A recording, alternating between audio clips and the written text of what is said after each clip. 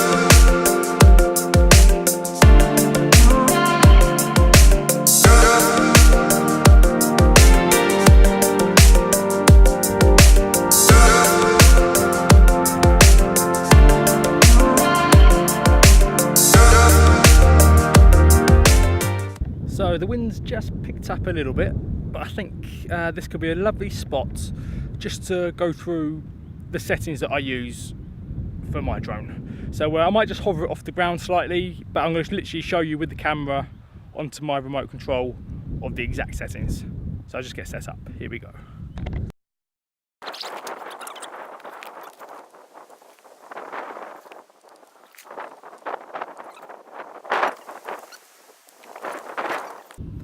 So before I put the ND filters on, I'm going to set the drone up just so you can see what my settings will look like before the ND filter and after.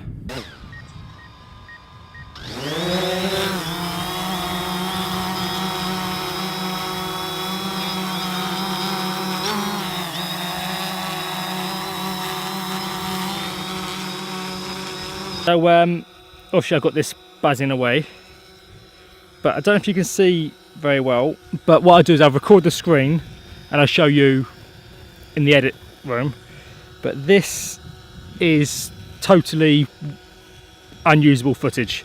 You can hardly see anything, and the reason is because I've got my perfect settings that I don't have an ND filter on. So this is how important ND filters are.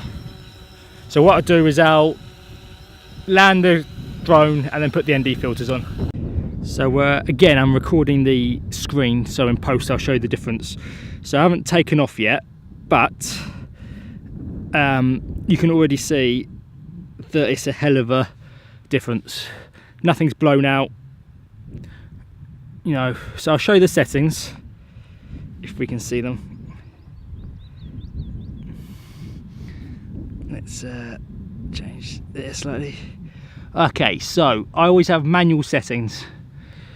So let's just talk about shutter speed first of all. I like to film at 60 frames per second on this, so I slow everything down in post. So as you may know from my cinematic camera settings that I did over a year ago, which I'll link in the description below, basically your shutter speed has to double your frame rate. So if we're using 60 frames per second, we're going to need the shutter speed 120. Okay. Aperture I keep quite, I keep it around 4. Not too shallow. That's usually quite nice. And then if we go to the video tab, white balance I have auto. I film at 1080 60 frames per second usually if I'm filming weddings. Video format I choose MOV because I edit on an iMac, and you could choose MP4, but they recommend MOV if you're on an iMac, and MP4 if you're on Windows. NTSC, even though I'm in the UK, just to get that slow motion. Style none. Colour, so I film in D-Log, which I think gives a better dynamic range. It lets me colour grade it a little bit to match the rest of my videos. And encoding format, I stick to H.264. You could do H.265, but I do 264 and it seems to work wonders. So what I'll do now is I'll go get a bit of sample footage if the wind doesn't pick up, and then I'll see you in a little bit. So as you can probably hear by the wind and tell by my hair, it did get a bit windy there, so unfortunately I didn't really want to fly it over there. I'm always, you know, more safety than anything with these drones, because it is a lot of money, and I don't want to be trying to find it in a valley basically. So what we'll do is I've just packed everything up. It did actually take me a fair bit of time to cycle here. What we'll do is I think I've got a quicker way back to the studio, so just hang on a minute. Let's go the quick way back. 3, 2, 1.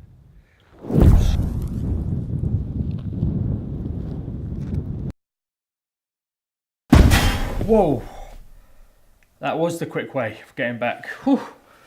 Right, let me just adjust the camera. Here we go.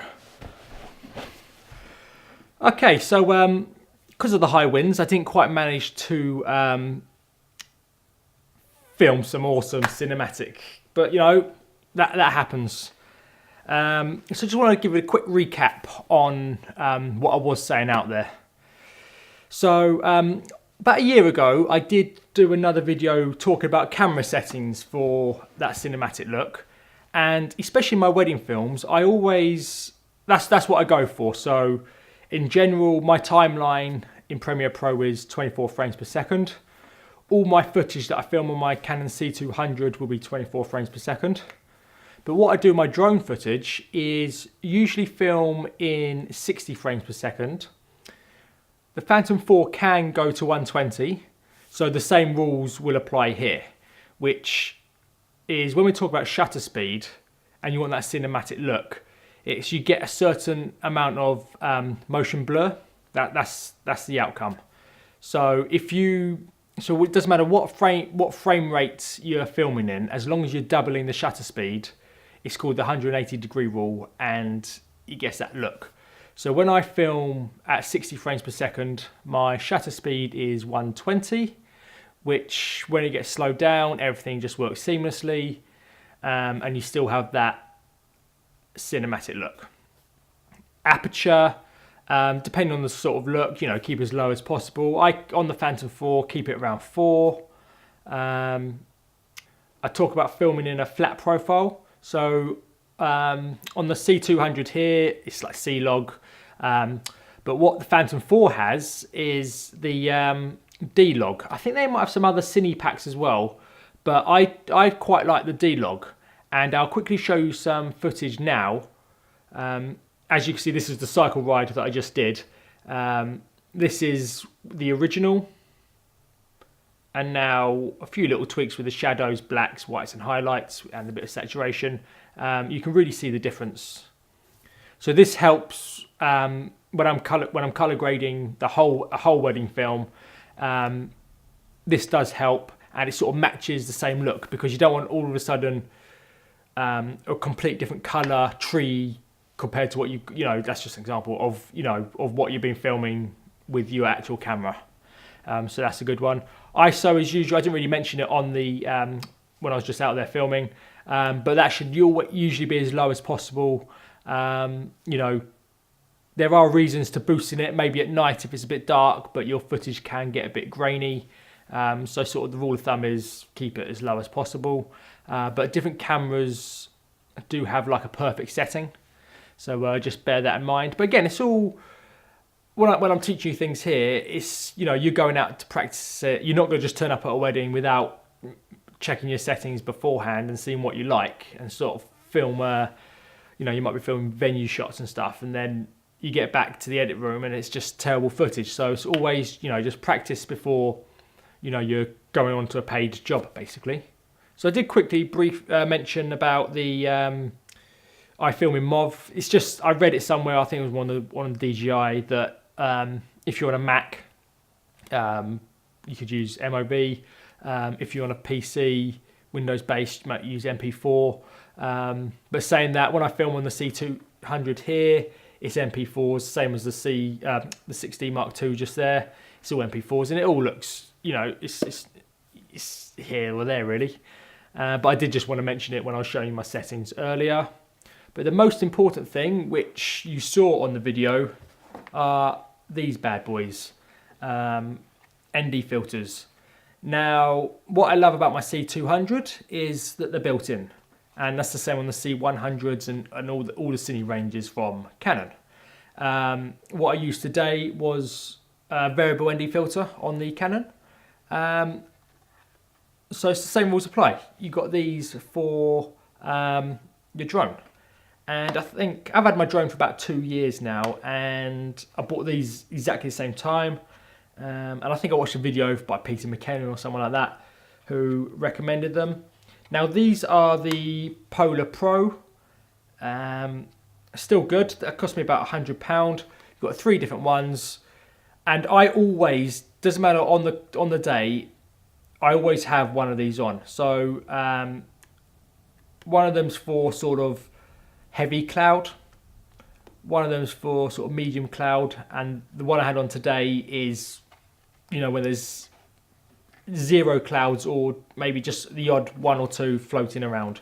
But highly recommend getting these. And these are, I got them on mykit.com/Nick Finch. Link is in the description. So definitely worth having a look. There are probably some cheaper ones out there, but I know Polar Pro are a good brand, and just coming off other recommendations basically from other YouTubers, so you probably heard them before, but it just helps you don't have to mess with the other settings. So, you know, say you didn't have these, it's not the worst case scenario where, you know, you might have to boost your shutter speed or something like that to not blow out all the highlights and, you know, to make your footage usable. But it's usually for that, you use your shutter speed for that cinematic look, for that 180-degree motion blur, beautiful footage. So if you haven't already, please like and subscribe. You know, this channel is all about helping people making films, mainly wedding films. Like I said in some other videos, that's 50% of my business. The other 50% is corporate work, promotional videos, stuff like that. So please like and subscribe, and I'll see you in the next one. Bye-bye.